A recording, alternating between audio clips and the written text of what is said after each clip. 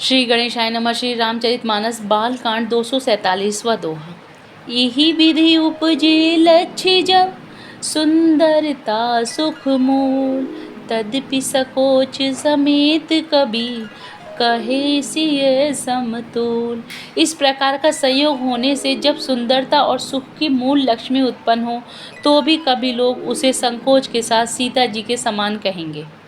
चली संग ले सखी सयानी, गावत गीत मनोहर बानी। सोह नवल तनु सुंदर सारी, जगत जननी अतुलित छवि भारी।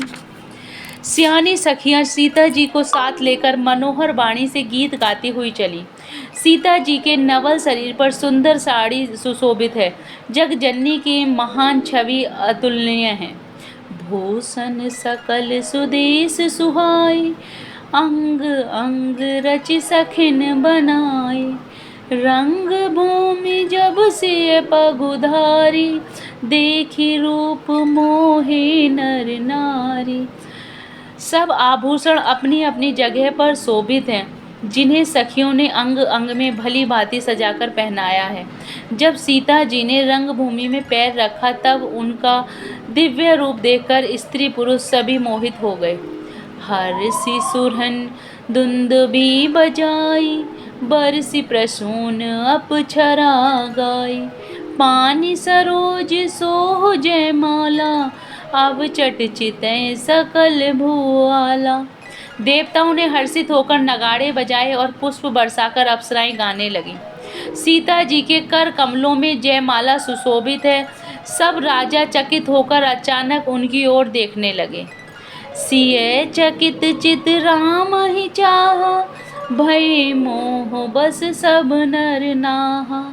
मुनि समीप देखे दो भाई, लगे ललकी लोचन निधि पाई। सीता जी चकित चित्त से श्री राम जी को देखने लगी।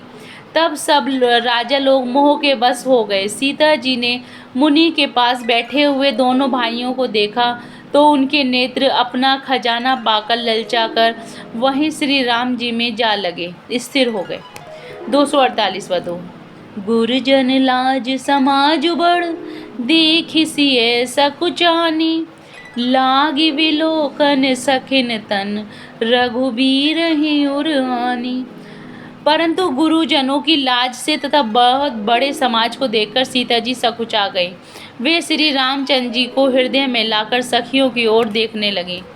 राम रूप अरु सिय छवि देखे, नर नारिन परिहरि निमेषे। सोचहि सकल कहत सकुचाही, विधि सन विनय करहि मन माही। श्री रामचंद्र जी का रूप और सीता जी की छवि देखकर स्त्री पुरुषों ने पलक मारना छोड़ दिया। सब एकटक उन्हीं को देखने लगे। सभी अपने मन में सोचते हैं और कहते सकुचाते हैं। मन ही मन में वे विधाता से विनय करते हैं।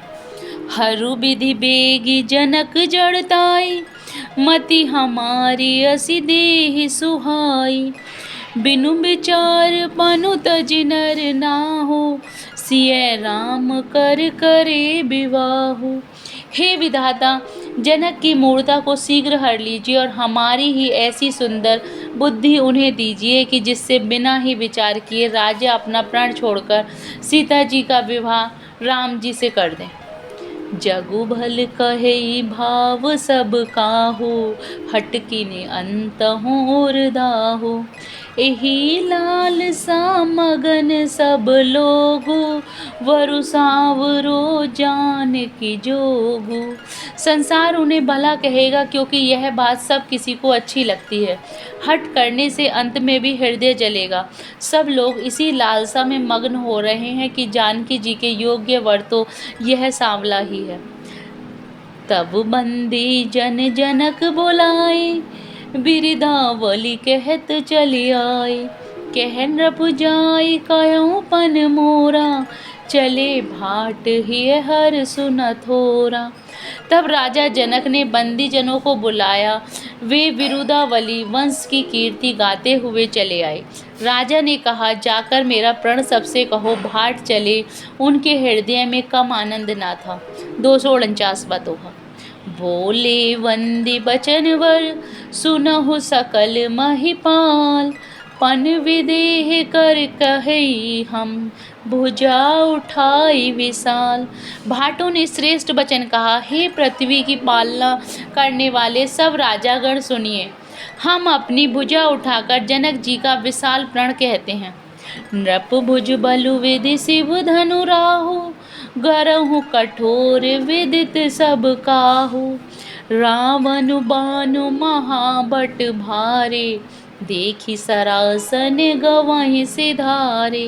राजाओं की भुजाओं का बल चंद्रमा है, शिव जी का धनुष राहु है, वह भारी है, कठोर है, यह सबको विदित है। बड़े भारी योद्धा रावण और बाणासुर भी इस धनुष को देखकर गौ से चुपके से चलते बने। उसे उठाना तो दूर रहा, छूने तक की हिम्मत न हुई। सोई पुरारी को दंड कठोरा, राज समाज आज जोई तोरा। त्रिभुवन जय समेत वे देहि, विनहि विचार वरहि हटिते ही। उसी शिव जी के कठोर धनुष को आज इस राज समाज में जो भी तोड़ेगा, तीनों लोकों की विजय के साथ ही उसको जानकी जी बिना किसी विचार के हठ पूर्वक वरण करेंगी। सुनिपन सकल भूप अभिलाषी, भटमानी अतिशय मन माखे। परिकर बांधि उठे अकुलाई, चले इष्ट देवन सिरनाई। प्रण सुनकर सब राजा ललचा उठे। वो वीरता के अभिमानी थे, वे मन में ही बहुत तमतमाए थे।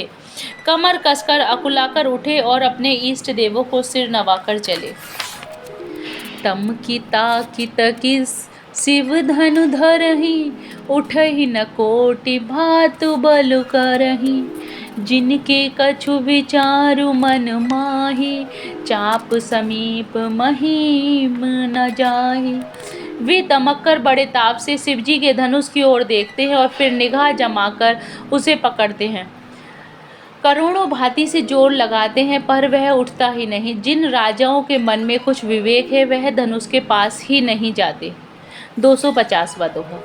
तम की धरहि धनु मूढ़ नृप, उठहि न चलहि लजाए। मनहु पाई भट बाहु बलु, अधिकु अधिकु गरुआई। वे मूर्ख राजा तमक कर किटकिटाकर धनुष को पकड़ते हैं, परंतु जब नहीं उठता तो लजाकर चले जाते हैं। मानो वीरों की भुजाओं का बल पाकर वह धनुष अधिक अधिक भारी होता जाता है। भूप सहस 10 एक ही बारा, लगे उठावन टरहि नटारा। डगहि न शंभु सरासनु कैसे, कामी वचन सती मनु जैसे। तब 10,000 राजा एक ही बार धनुष को उठाने लगे, तो भी वह उनके टाले नहीं टलता। शिव जी का वह धनुष कैसे नहीं दिखता था, जैसे कामी पुरुष के वचनों से सती का मन कभी चलायमान नहीं होता। शब नृप भय जोग उपहासी, जैसे बिनु विराग सन्यासी। कीरति विजय वीरता भारी, चले चाप कर वर बस हारी। सब राजा उपहास के योग्य हो गए, जैसे वैराग्य के बिना सन्यासी उपहास के योग्य हो जाता है। कीर्ति, विजय, बड़ी वीरता, इन सबको वे धनुष के हाथों बरबस हार कर चले गए।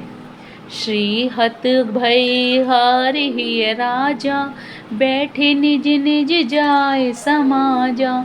नृपन बिलो के जन को अकुलानी, बोले वचन रोष जनुसानी। राजा लोग हृदय से हारकर श्रीहीन हतप्रभ हो गए और अपने अपने समाज में जा बैठे।